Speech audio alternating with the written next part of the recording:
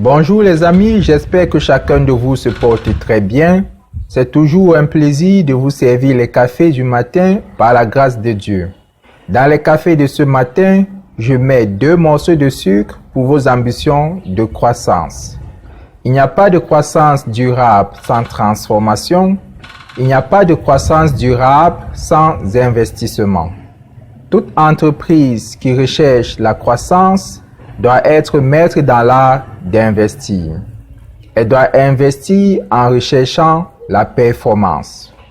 Pour toujours plus de performance, il faut savoir également se réinventer au fil du temps en intégrant de nouveaux enjeux. En plaçant la satisfaction client au centre de ses activités, la performance se résume dans la qualité. En effet, pour le client, la qualité se perçoit dans les produits de l'entreprise. Pour l'industrie, la qualité va au-delà des produits. Pour avoir un produit de qualité servi au client, il faut un processus de production de qualité qui s'appuie sur 5 paramètres, à savoir la main-d'œuvre, les machines, le milieu de production, les méthodes et les matières premières. Nous avons vu dans l'un de nos épisodes précédents la contribution du milieu de production à la performance de l'activité. Aujourd'hui, nous allons voir la main-d'œuvre. Une entreprise prospère attire de nouveaux talents. Cependant, que deviennent ces talents une fois intégrés dans l'entreprise? Comment une entreprise développe et met à contribution ces différents talents pour tendre vers la performance?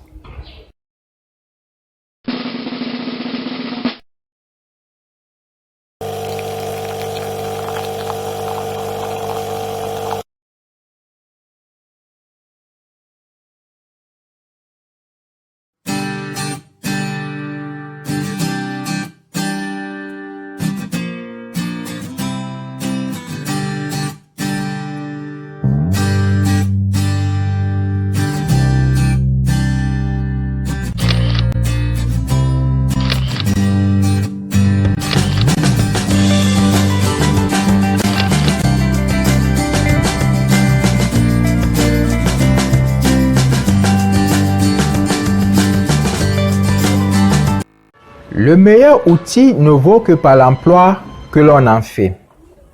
La contribution de chaque employé à la création de valeur dans une entreprise dépend de son organisation interne. En effet, il ne suffit pas de recruter des meilleurs talents pour être directement performant, car les compétences s'expriment dans un cadre organisationnel à travers une culture d'entreprise qui s'est forgée au fil du temps. La notion de compétence dans une entreprise doit donc être analysée à 3 niveaux. Au niveau individuel, au niveau collectif et au niveau organisationnel. La performance passe également par l'implication et la motivation des employés. Le travail ayant un caractère social, il faudra gérer les conflits internes dans une organisation. Conflits de génération, conflits d'intérêt et d'identité, conflits d'autorité, conflits de rivalité, de concurrence.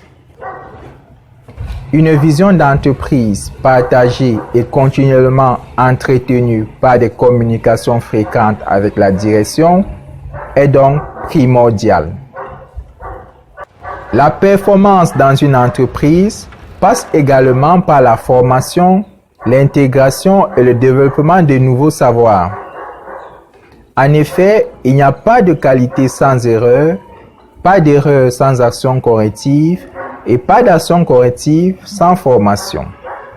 Les grandes entreprises ouvrent leur propre académie de formation pour le développement des compétences de leurs employés. Pour tendre continuellement vers la performance, vous devez être une organisation apprenante.